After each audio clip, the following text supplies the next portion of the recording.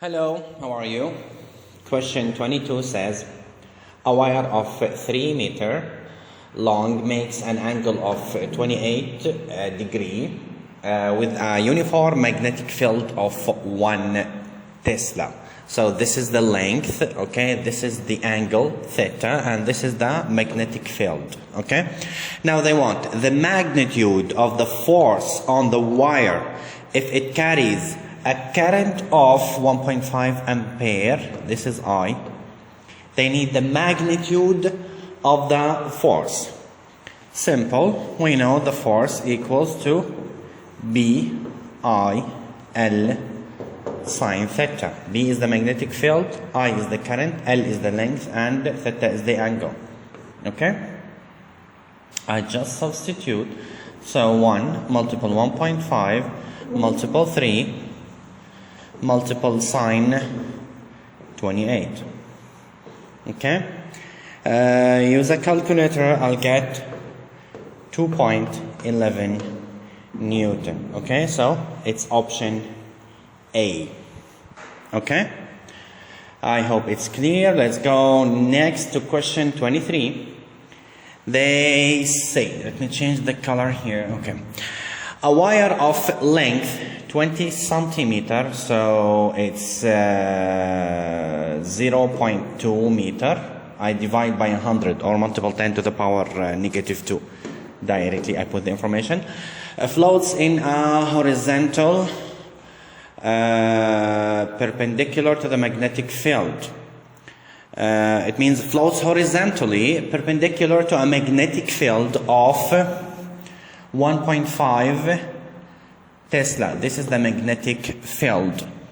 When a current of 1.3 ampere, this is the current, passes through the wire, find the mass per unit length of the wire.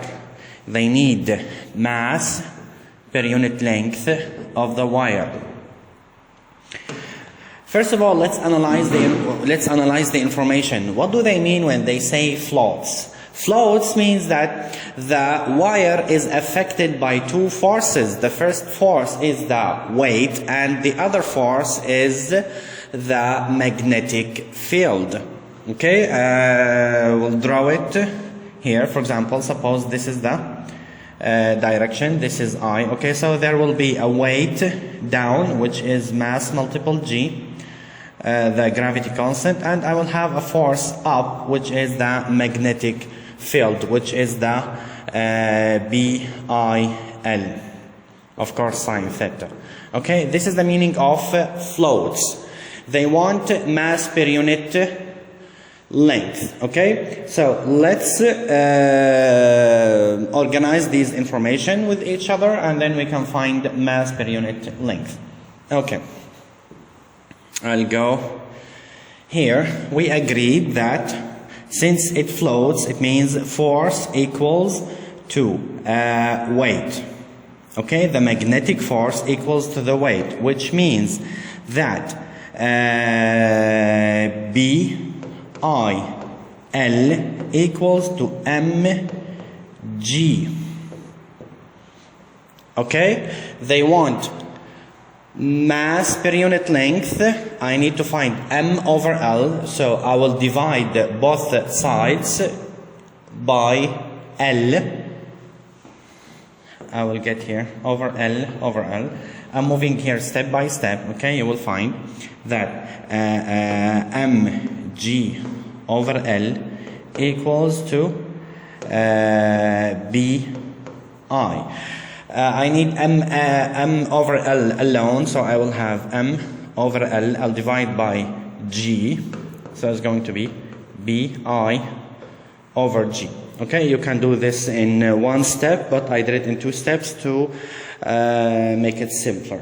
Okay, now I just substitute the values. How much is the B? B is 1.5, and the I is 1.3.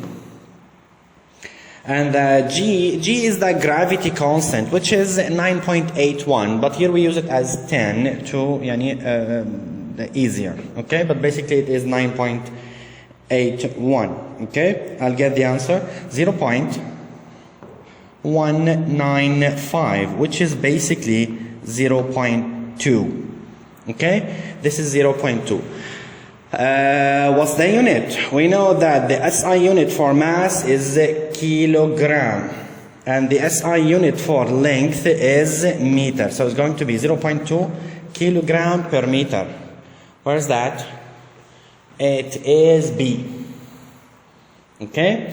You may ask me, Mr., why it's not gram? Why? How did you know that it is kilogram?